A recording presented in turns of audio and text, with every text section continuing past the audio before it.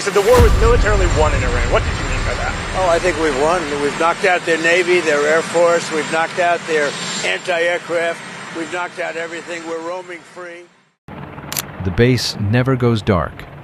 Not at 0200, not at noon, not ever. Inside a U.S. military installation in the UAE, 864 Apache attack helicopters sit on the tarmac under floodlights. Their rotors still, their weapon rails already loaded.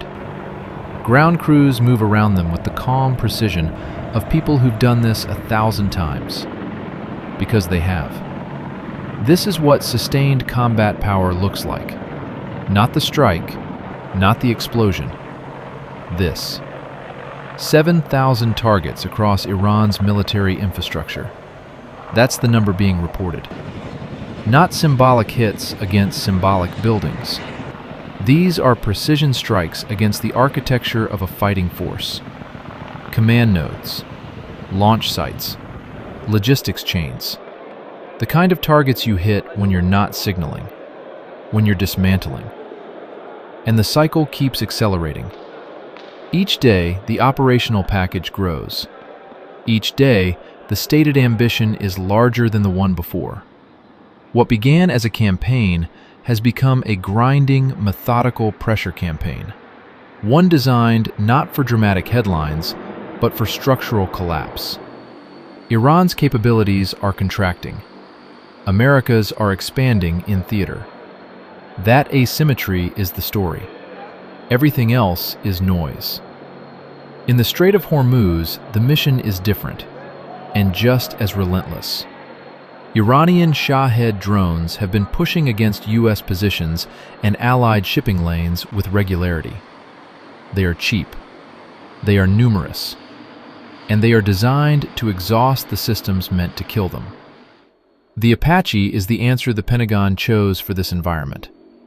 Not a missile battery. Not a fighter jet burning through 5 figures of fuel per hour. A helicopter. Fast enough to intercept, precise enough to discriminate, cheap enough to sustain in high rotation ops. Here's how the rotation works. Apaches based in the UAE complete their maintenance cycle and fly out to Navy vessels operating in the Gulf. They land aboard. They sit on the flight deck in armed standby. Engines cold, crews ready, weapons hot.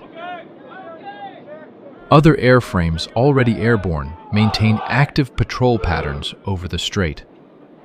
Then the radar speaks.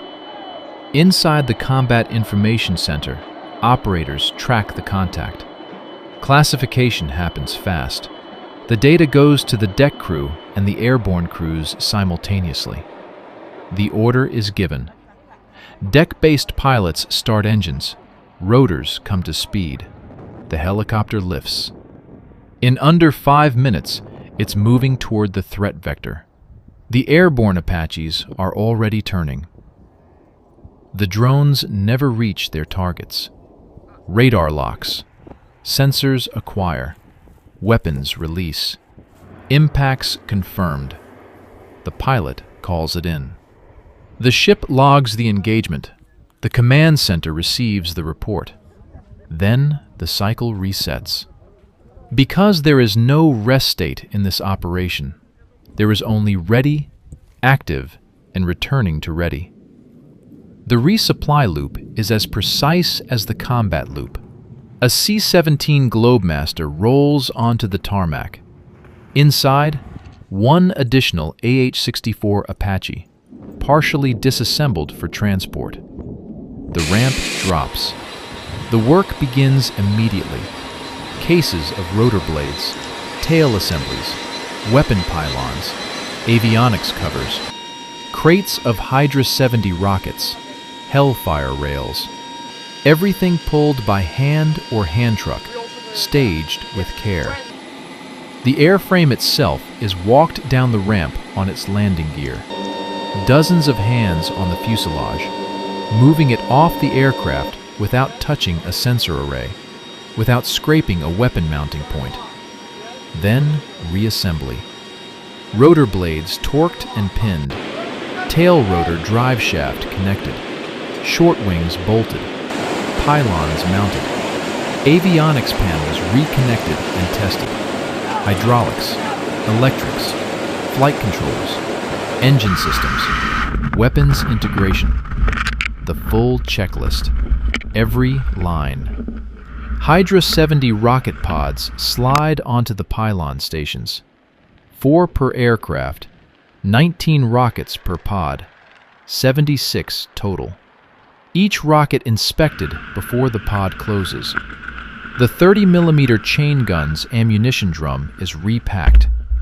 Armor-piercing, high-explosive, area-denial-capable rounds loaded in sequence. Hellfire missiles are railed and pinned. Electrical connections seated. The helicopter is ready. Not tomorrow, not in a few hours, now. That's the tempo the operation demands, and that's the tempo being sustained. Back in the Strait, a new radar contact appears.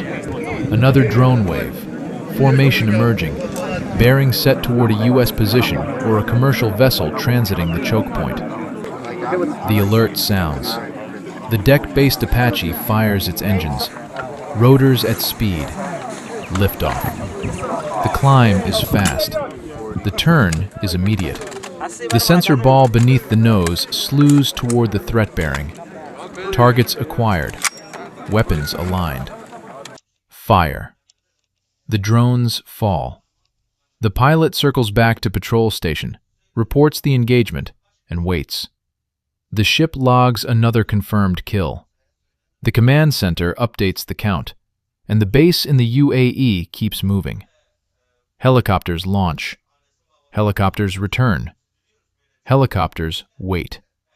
This is not a battle for a single objective. There is no hill being taken, no perimeter being held. This is something older and more methodical. A war of exhaustion fought through rotation, through resupply, through the grinding arithmetic of operational endurance. Iran sends drones. The Apache kills them. The Apache reloads. The C-17 brings another Apache. The cycle accelerates. The question that military planners are watching closely: at what point does the cost of launching those drones exceed the cost of killing them? Because when that math tips, and it is tipping, the pressure changes form entirely. 7,000 targets. And they say today's package will be larger than yesterday's. They said the same thing yesterday.